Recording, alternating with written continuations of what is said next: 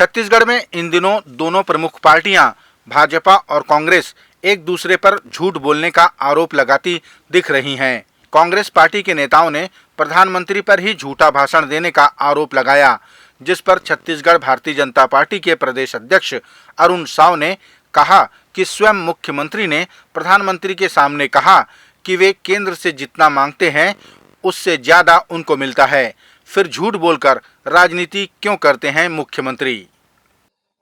कि झूठ बोलने का काम, सभा में क्या बोलते हैं कि जितना मैं मांगता हूं उससे ज्यादा देते हैं। इतना बड़ा झूठा, इतना बड़ा झूठ छत्तीसगढ़ में आज जो कुछ भी काम चल रहा है केवल और केवल केंद्र सरकार के पैसे से चल रहा है। क्या मनरेगा, क्या 14वां वित्त, क्या 15वां वित्त, क्या डीएमएफ और कितने बात बताऊं। उसके अलावा सरपंच लोग होंगे, पूछ लो कि राज्य सरकार ने किसी गांव को 2 रुपए भी दिया है क्या 4.5 साल में? 2 रुपए भी दिया हो तो विकास की बात करना न भूपेश बघेल को न कांग्रेस पार्टी को शोभा देता है। दंतेवाड़ा जिले में बिना ग्राम पंचायत की स्वीकृति के सागौन के पेड़ों को बेतहाशा काटा जा रहा है। ये कार्य एनएमडीसी के स्लरी पाइप बिछाने के दौरान बिहार के मजदूरों द्वारा किया जा रहा है। गौरतलब है कि इस क्षेत्र में 5वीं अनुसूची लागू है, बावजूद इसके वन सुरक्षा समिति से भी कोई अनुमति नहीं ली गई। ग्राम पंचायत कुम्हार रास के सरपंच ने पेड़ कटाई का विरोध किया। झाड़ काटने से पहले किसी को नहीं बताया गया, परमिशन नहीं है, मतलब हम लोग दिए भी नहीं ग्राम सभा से या ग्राम पंचायत से, और वन अधिकार समिति से भी शायद नहीं लिए हैं। मेरे को ये इसका थोड़ा सा जानकारी नहीं, क्योंकि वो भी हमको पूछ के ही परमिशन के लिए साइन वगैरह करते हैं, तो नहीं दिए। और इधर झाड़ काट के और सफाई कर दिए। कौन सा झाड़ काटे? फॉरेस्ट का ही अंदर है, सागौन का। कितना झाड़ होगा लगभग इस क्षेत्र में? अब इसमें गिनती तो अनुमानित तो 50-60 तो होगा। छत्तीसगढ़ के कर्मचारियों ने अपने महंगाई भत्ते को और बढ़ाए जाने को लेकर सरकार के खिलाफ मोर्चा खोल दिया है। कर्मचारियों ने बताया कि सबसे कम महंगाई भत्ता सिर्फ छत्तीसगढ़ में ही है, जबकि मुख्यमंत्री ने विधानसभा में स्वीकार किया है कि हमारे राज्य की वित्तीय स्थिति सबसे बेहतर है। छत्तीसगढ़ राज्य शासन लिपिक कर्मचारी संघ के अध्यक्ष रोहित तिवारी ने कहा कि जिस सरकार ने अपने पिछले वादे को पूरा नहीं किया, उसके नए घोषणा पत्र पर कर्मचारी कैसे विश्वास करेंगे। भारत देश में आज सबसे कम महंगाई भत्ता छत्तीसगढ़ में है। ये सरकार की वित्तीय स्थिति बहुत अच्छी है। मुख्यमंत्री जी ने विधानसभा में बोला कि वित्तीय स्थिति अच्छी है, मध्य प्रदेश से अच्छी, राजस्थान से अच्छी है, तो यहाँ के कर्मचारियों का महंगाई भत्ता सबसे कम क्यों? दूसरा प्रश्न है कि गृह भाड़ा भत्ता 2016 से जो हमारा पेंडिंग है वो क्यों? जन घोषणा पत्र के जितने वादे थे जिसके आधार पर सरकार आई है, आज वर्तमान तक उसके पूरे वादे, कोई भी वादे पूरे नहीं हुए। अब 3 महीने बाद आचार संहिता लागू है। मैं माननीय मुख्यमंत्री जी से पूछना चाहता हूं कि जब पुराने जन घोषणा के वादे अधूरे हैं तो नए पे विश्वास कैसे करे कर्मचारी? इसलिए हम लोग आंदोलन कर रहे हैं और आज रैली निकाल रहे हैं। छत्तीसगढ़ भारतीय जनता पार्टी के प्रदेश अध्यक्ष अरुण साव ने कहा कि छत्तीसगढ़ में नकली शराब का सेवन करके मौतें हो रही हैं। इसके लिए राज्य के मुख्यमंत्री और आबकारी मंत्री जिम्मेदार हैं। उन्होंने कहा कि राज्य में नकली होलोग्राम लगाकर शराब का विक्रय करवाया जा रहा है और आबकारी मंत्री और मुख्यमंत्री की मिलीभगत से ये सब किया जा रहा है, इसलिए कोई कार्रवाई नहीं होती। और लगातार मौतें हो रही हैं नकली शराब से, लोगों के स्वास्थ्य खराब हो रहे हैं। नकली होलोग्राम लगाकर बिना टैक्स पटाए कवासी लखमा भूपेश बघेल की सरकार नकली शराब बेचकर घोटाले कर रही है, पैसे कमा रही है,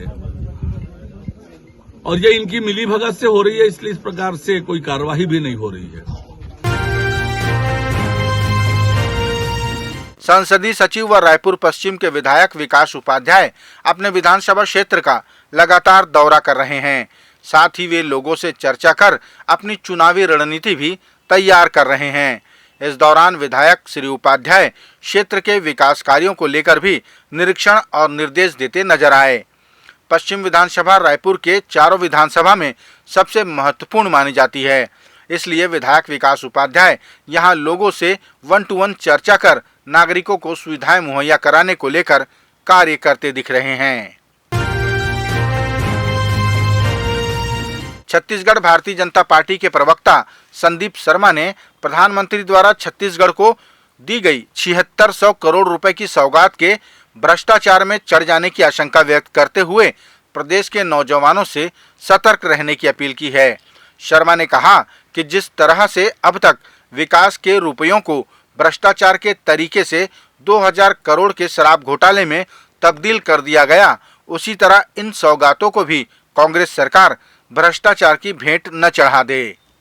हमारे देश के यशस्वी प्रधानमंत्री मोदी जी ने परसों 7600 करोड़ रुपया विकास के लिए दिए हैं। यह 7600 करोड़ रुपया एक बार फिर से शराब घोटाले और कोयला घोटाले की तरह घोटाले की भेंट में न चढ़ जाए, इसलिए प्रदेश के हमारे नौजवानों को सजग होना पड़ेगा। आने वाले 5 महीने में सजगता से काम करते हुए ये भ्रष्टाचार की गारंटी वाली सरकार, भूपेश सरकार को हटाने का काम करना है और प्रदेश में विकास की गारंटी वाली सरकार बनाने का काम प्रदेश के नौजवानों को करना है। छत्तीसगढ़ में सरकार के खिलाफ आंदोलन कर रहे कर्मचारी संगठनों की मांगों का समर्थन पूर्व मुख्यमंत्री डॉक्टर रमन सिंह ने किया। पूर्व मुख्यमंत्री ने कहा कि कर्मचारियों का 2 साल का एरियर सरकार खा गई और तो और चुनाव के पहले बड़े बड़े वादे करके सत्ता में आने के बाद कर्मचारियों के बारे में सोचना ही बंद कर दिया, जिसके कारण कर्मचारियों में जबरदस्त असंतोष है कि वो डीए देने के बाद बचत जो एरियर्स है, जो मूल झगड़ा इनका ये है कि आपने डीए दे दिया मगर इतने बीच के समय का 2 साल का एरियर्स उनका पूरा खा गई सरकार। पहला विषय ये। दूसरा आंदोलन का विषय ये है कि जन घोषणा पत्र में बड़े बड़े नारे लगाकर, बड़े बड़े पोस्टर छपाकर, बड़ी बड़ी बात करके संविदा कर्मचारी, दैनिक वेतनभोगी कर्मचारी, अस्थायी कर्मचारियों को वादा किया था कि हम सबको रेगुलर कर देंगे, पर आज तारीख तक सरकार के बने 4.5 साल हो गए, अभी तक इनको रेगुलर नहीं किया गया। कर्मचारियों में पूरे छत्तीसगढ़ में ज़बरदस्त असंतोष है और वो आंदोलन के रूप में प्रकट हो रहा है। नगर निगम के अनियमित कर्मचारियों ने पत्र लिखकर सरकार से अपने घोषणा पत्र के वादे को पूरा करने की मांग की है, जिसके अनुसार 10 दिन के भीतर नगर निगम के अनियमित कर्मचारियों को नियमित करना एवं ठेका प्रथा को बंद करने का जिक्र था। कर्मचारी संघ के अध्यक्ष सचिन शर्मा ने बताया कि संघ ने सरकार को 16 अगस्त तक का समय दिया है अपना वादा पूरा करने का, अन्यथा वे अनिश्चितकालीन हड़ताल पर चले जाएंगे। दुख का विषय है कि आज लगभग 4.5 साल से ऊपर हो रहा है, नहीं किसी अनियमित कर्मचारी का नियमितीकरण किया गया है, न ही आउटसोर्सिंग ठेका प्रथा बंद की है। और अभी मानसून सत्र 18 से लेकर 21 तारीख तक कांग्रेस सरकार का लास्ट मानसून बजट एवं अनुपूरक बजट पेश होने वाला है। तो हम कांग्रेस सरकार से विनम्र निवेदन करना चाहते हैं जो उनके सारा जो घोषणा पत्र में वादा किया गया था उसको जल्द से जल्द पूरा किया जाए और समस्त अनियमित कर्मचारी को जल्द से जल्द नगर निगम के नियमित किया जाए और आउटसोर्सिंग ठेका प्रथा बंद कर दी जाए। तो मेरा कांग्रेस सरकार को यही कहना है कि अगर 15 अगस्त तक समस्त नगर निगम के अनियमित कर्मचारियों का नियमितीकरण नहीं होता और आउटसोर्सिंग ठेका प्रथा बंद नहीं होता है तो 16 अगस्त से समस्त नगर निगम कर्मचारी अनिश्चितकालीन आंदोलन में चल देंगे। धन्यवाद।